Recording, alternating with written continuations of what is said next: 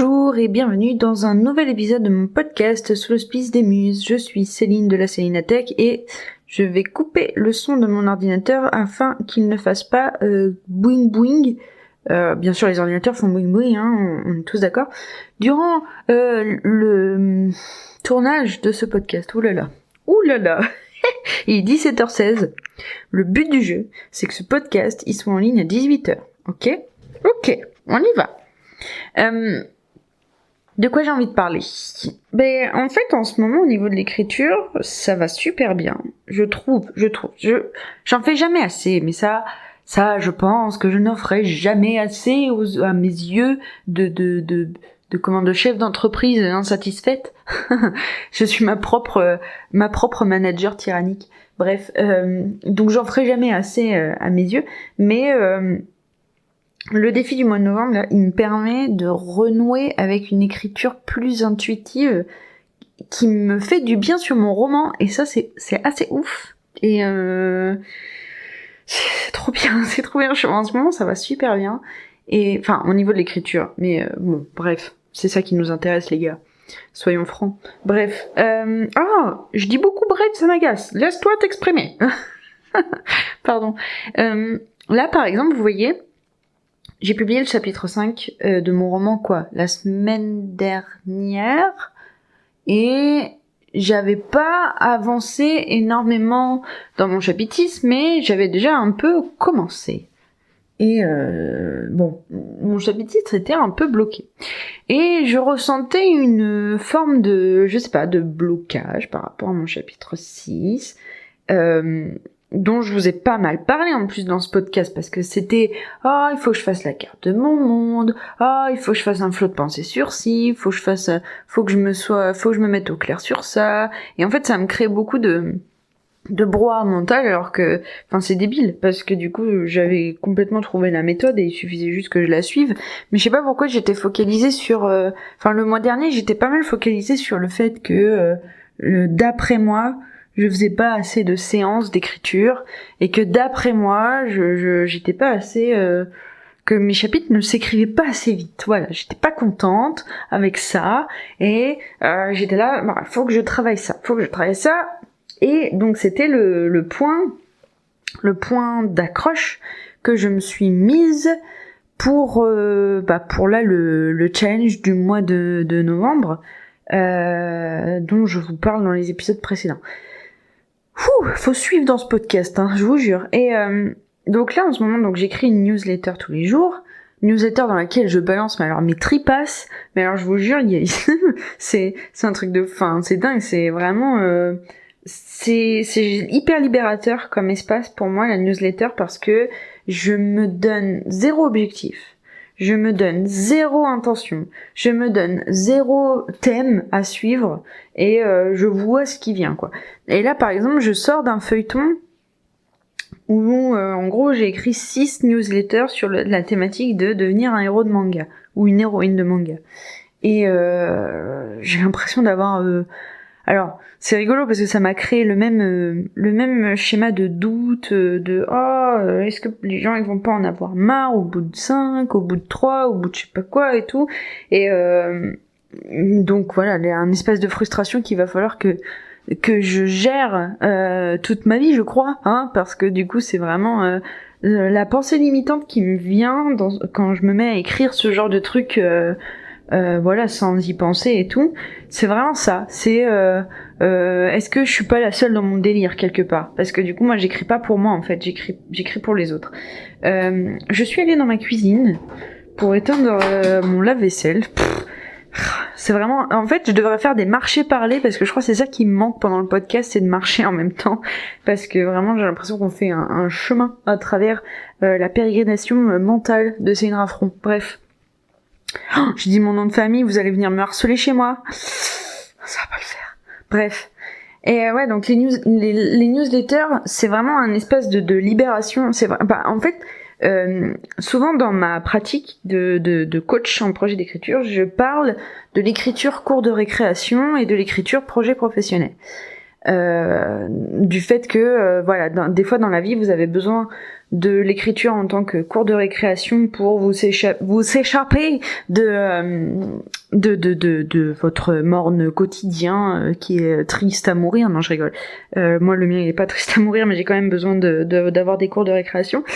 Et la fameuse idée que vous avez un projet professionnel d'écriture.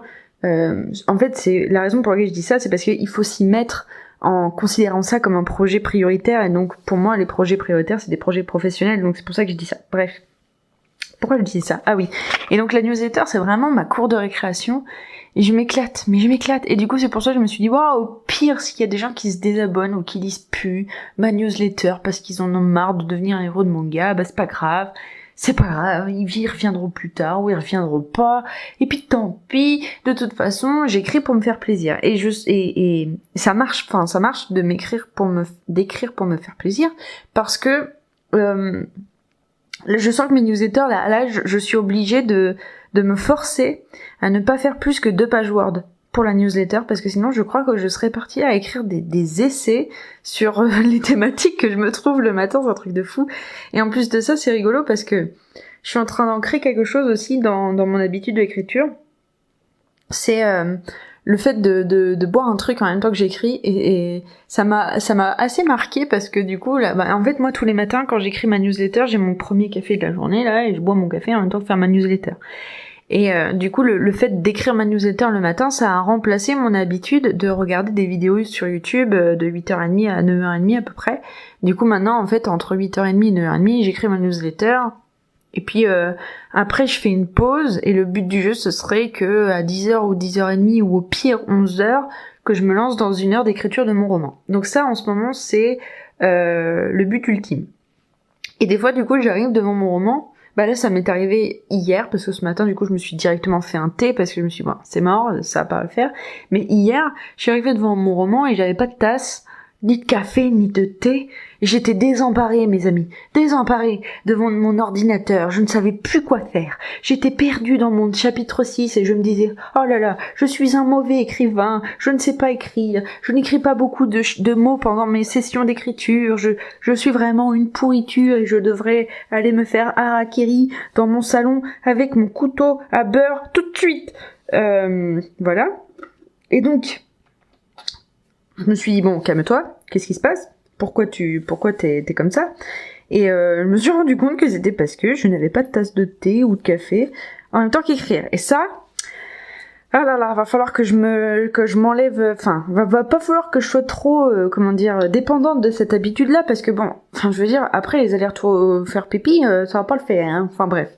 Non, ça va, enfin, je me dis, à la limite, si il faut que je boive un verre d'eau pendant que j'écris pour me focus, c'est pas là, c'est pas grave, c'est pas... Enfin voilà, je m'en fous en fait, c'est pas grave. Surtout que ça marche bien parce que là, ce matin avec le thé, ce matin, voilà, faisons ça. Bah hier, du coup, le fait de me rendre compte que j'étais dépendante que j'avais créé cette nouvelle... ce nouvel élément qui me met en joie en fait, parce que le fait d'avoir une boisson pendant que j'écris, ça me met en joie parce que ça m'empêche d'aller papillonner sur mon téléphone et d'ouvrir Instagram et tout.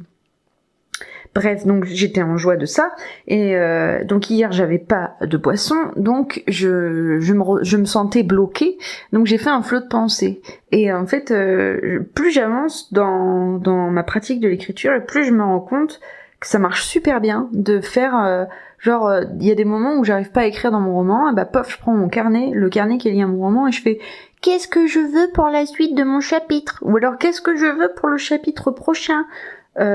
Surtout que là, du coup, dans mon roman, en fait, dans le prochain chapitre, j'ai envie d'introduire un nouveau personnage. Je sais pas s'il y aura un deuxième, mais surtout un nouveau personnage qui est censé apparaître beaucoup plus loin dans le roman, mais en fait, j'en ai marre qu'il apparaisse pas.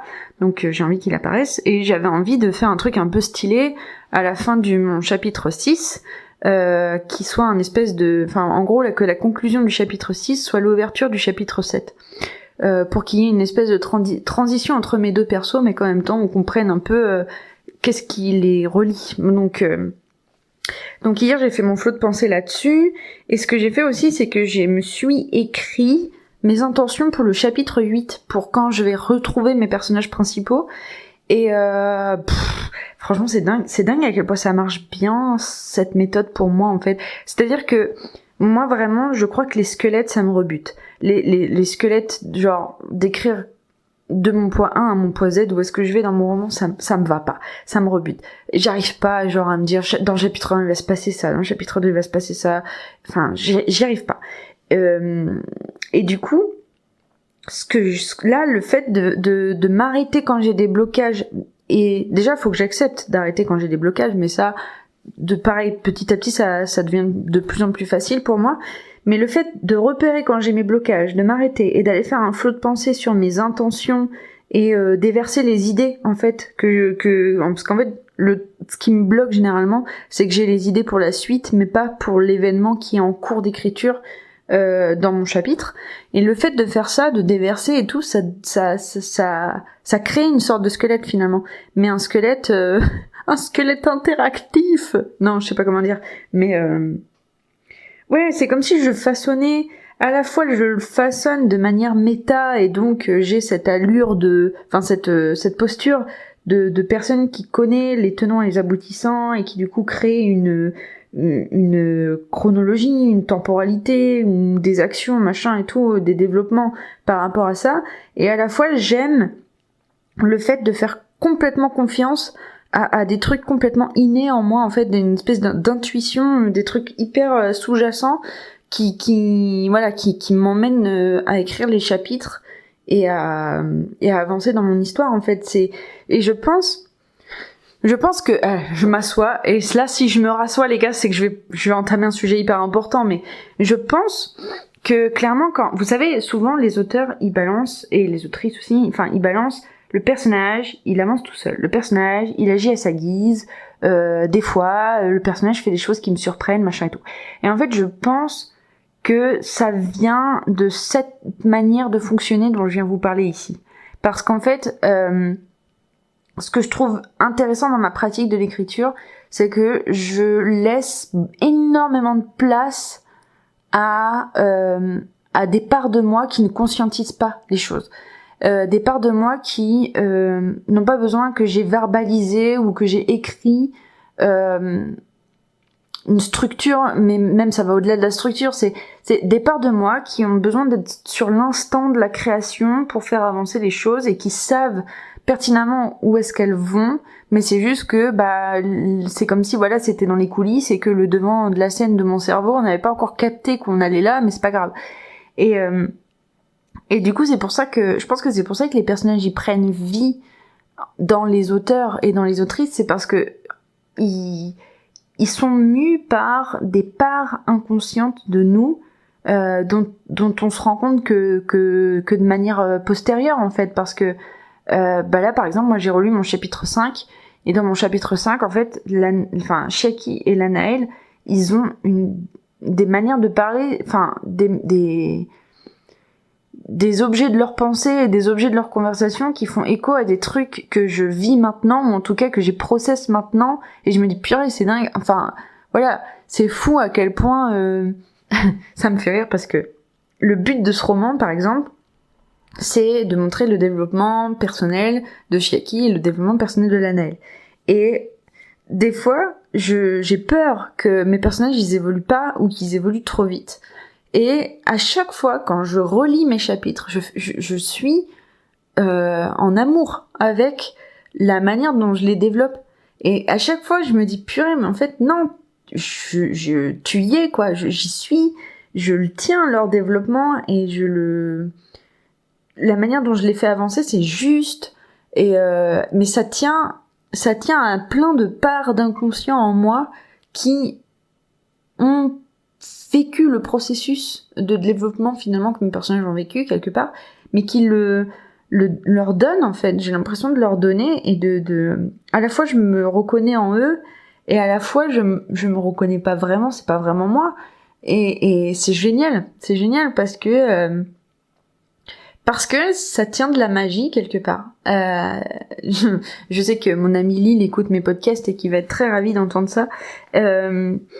En fait, ouais, ça tient de la magie où j'ai l'impression que finalement mes personnages de mon roman discutent avec moi et en fait qu'ils verbalisent des choses que moi je ne verbalise pas dans ma vie ou pas de cette manière-là, et que du coup en fait la manière dont eux ils avancent me permet moi d'avancer en tant que créatrice, et c'est chouette quoi, c'est super, c'est vraiment Et là aujourd'hui dans ma session d'écriture j'ai écrit 1106 mots.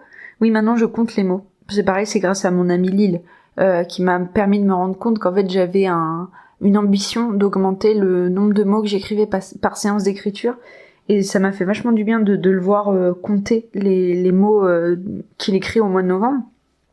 Du coup maintenant je compte mes mots, et donc aujourd'hui j'ai fait une session à 1106 mots écrits, et pourquoi ? Parce que j'avais mis le doigt sur le fameux élément qui conclut mon chapitre 6 et qui va débuter mon chapitre 7. Et j'étais tellement en joie de l'écrire que du coup j'ai fait une séance plus longue que d'habitude, parce que j'avais vraiment envie de terminer mon chapitre 6, en fait, vraiment envie. Et ça faisait longtemps que ça m'était pas arrivé, ça. Voire même, en fait, là je vous dis ça, mais je sais pas si un jour j'ai ressenti ça déjà, d'avoir hâte de terminer mon chapitre et de passer au suivant, parce que je vous rappelle quand même que Céline, c'est la personne qui écrit des chapitres 1 et qui laisse tomber ses projets d'écriture. Et là, en fait, je me rends compte, là, j'avais hâte de terminer mon chapitre 6, le chapitre 6, hein, et que maintenant j'ai hâte de commencer mon chapitre 7, et pire, que j'ai une idée de mon chapitre 8, et ça, je me dis, c'est ouf, vous vous rendez compte, ça fait, je calcule, je suis nulle en calcul, ça fait au moins 6 mois, bien plus que 6 mois, c'est quoi le premier chapitre? Je crois que c'était en juin que j'ai publié le chapitre, du coup ça fait bientôt plus que 6 mois, on va dire ça comme ça, que j'écris sur le même roman, que j'avance le même roman, que je prends de la joie à avancer le roman, que je débloque mes pensées limitantes, que je crée ma propre méthode d'écriture, que je donne de la place à plein de choses inconscientes en moi qui ont envie de créer, ou de sortir en tout cas, et là j'ai encore découvert une autre manière de faire ça avec la newsletter que j'écris, que je suis en train de me demander si je vais pas la publier, parce qu'en fait, à la base, c'était des newsletters qui étaient censés genre parler de mon entreprise, parler du fait que je suis coach en projet d'écriture, et en fait, c'est devenu autre chose. C'est devenu complètement autre chose. En fait, enfin, franchement, à la fin de les newsletters, je suis pas là genre acheter mon produit et tout. J'ai rien contre les gens qui font ça. Si vous m'écoutez et que vous utilisez cette méthode de marketing, vous êtes des gens tout à fait, vous avez le droit quoi. Enfin, vous êtes des gens tout à fait normaux. Et d'ailleurs, j'adore vos emails parce que j'aime bien, vous êtes percutants et tout, donc et je ne vous critique pas. Mais en fait, moi j'ai besoin de plus d'espace de. En fait, j'ai besoin de créer mes propres méthodes dans tous les domaines de l'écriture, dans tous les domaines de la communication. Je n'arrive pas avec les méthodes qui existent, ou en tout cas j'aime savoir qu'elles existent, ces méthodes, mais j'aime en tirer ce qui m'intéresse dedans et après y aller avec tout ce qui fait moi en fait quelque part.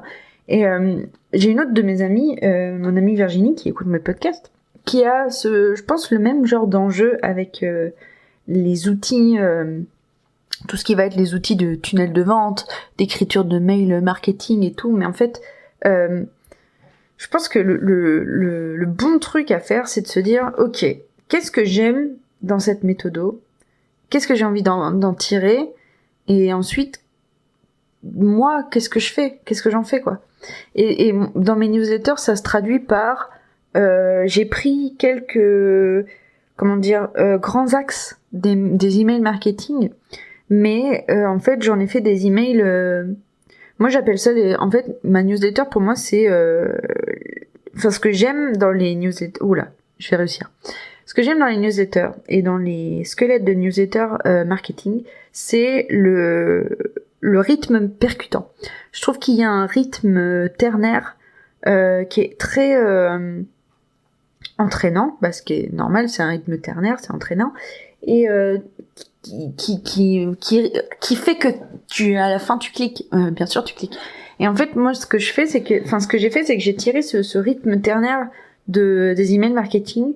J'ai tiré aussi en gros, ce que j'aime dans moi, ma manière d'écrire, c'est-à-dire les moments où je vais à la ligne pour écrire un morceau de poésie percutant aussi. Et ça se retrouve pas mal dans les emails marketing, mais bon, bref. Donc j'ai fait un mix de tout ça, mais j'ai décidé que j'abordais des thématiques avec style. Voilà. Donc en fait, mes emails marketing, c'est devenu plutôt des espaces de style. Enfin, de style. Enfin, je dis ça, hein. Après, ça se trouve, je n'ai pas de style, mes emails marketing, mais voilà. Enfin bref. Si ça vous intéresse que je développe cette thématique de manière un peu plus cohérente, dites-le moi. Et je vous expliquerai comment je fais pour tirer la substantifique moelle de tout ce qu'on m'apporte en matière et que je le transforme en méthode perso. Voilà. Et ben écoutez, à la prochaine. Je sais pas si cette semaine j'aurai le temps de vous refaire un épisode. J'aimerais beaucoup, mais je ne sais pas, car demain je vais à une formation où je vais apprendre à tenir des ateliers d'écriture et ça me met en joie. Voilà. Allez, à la prochaine.